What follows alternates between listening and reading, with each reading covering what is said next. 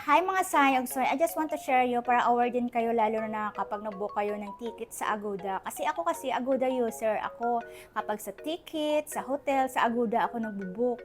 Pero ngayon mga araw mga sayang, so nagdoble-doble yung ticket ko. Unang-una nag-book ako ng ticket sa Cebu Pacific. So ngayon, ito na yung lumabas, ganyan yan, kapag bayad mo na yan, payment successful na.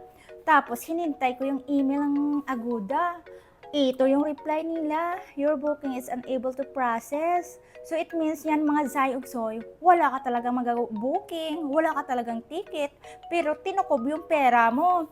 So ngayon naghintay ako ng 3 hours, 4 hours, wala talaga. So ngayon, yung ticket ko na yan sa Cebu Pacific is 14 million round trip mga Zai ug Soy. Laking bukol ko talaga mga Zai ug Soy.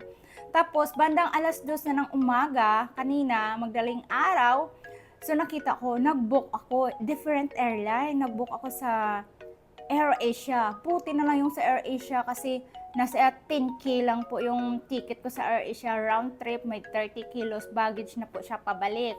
So ngayon mga sayog, so pagising ko kanina ng 7 AM, hinayupak ng Cebu Pacific, nag-reply si Aguda, sabi niya, mayroon na akong ticket, successful na yung processing. Naku, Zay, ang laki talaga ng bukol ko.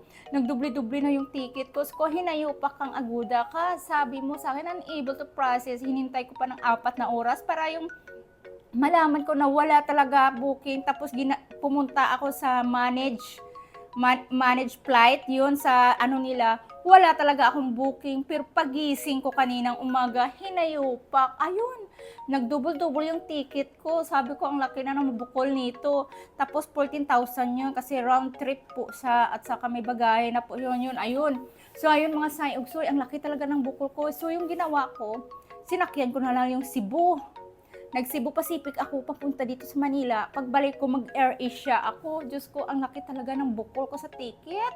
Kasi nagkadubli-dubli yung ticket ko, mga zahayog. So, tapos, sinabi ko na kay Dudong, sabi ko, Dudong, ganito yung nangyari.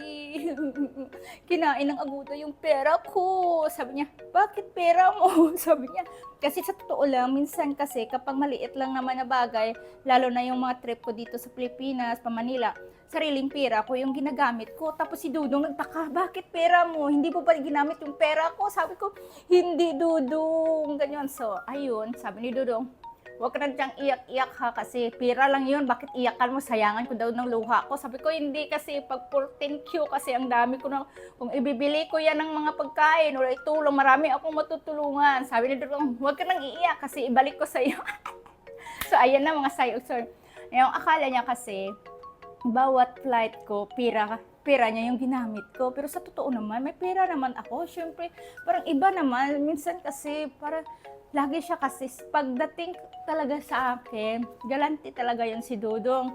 Kahit pagdating sa mga pamangkin ko, siya talaga yan. Pero minsan kasi, pera ko din yung ginagamit ko. For example, last time, ginala namin yung mga pamangkin ko. Sarili ko yan talagang pera yung ginamit ko. Pero malalaman niya talaga as in.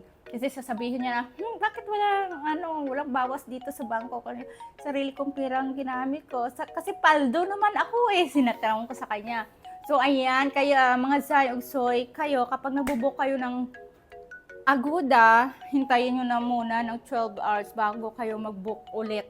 Kasi ako kasi rush kasi sa akin, kaya ayun, nagka-double-double yung ticket ko. Iisipin mo, 10Q plus 14Q, nasa 22 yung nawala sa akin. Sabi ko, Diyos mio, marimal Santa Sipsima. Kapag nagpa-lechon ako sa 22Q, ang dami ng lechon, parang 3 na lechon, kasya, Diyos. Kaya nabibisit talaga ako, nayayawa talaga ako sa Aguda, as in. Kasi rush talaga yun sa akin ngayon, kasi bukas mayroon kaming meeting di Abansi, charot. So, yan lang mga sayo para aware kayo, para hindi kayo magaya sa akin. Kasi, syempre naman, kapag kinain kasi nila yung pera nyo, masakit sa feeling. Lalo na yung pera na yan is galing sa pinaghirapan mo. O, di ba? Mahirap kayong kumita ng pera.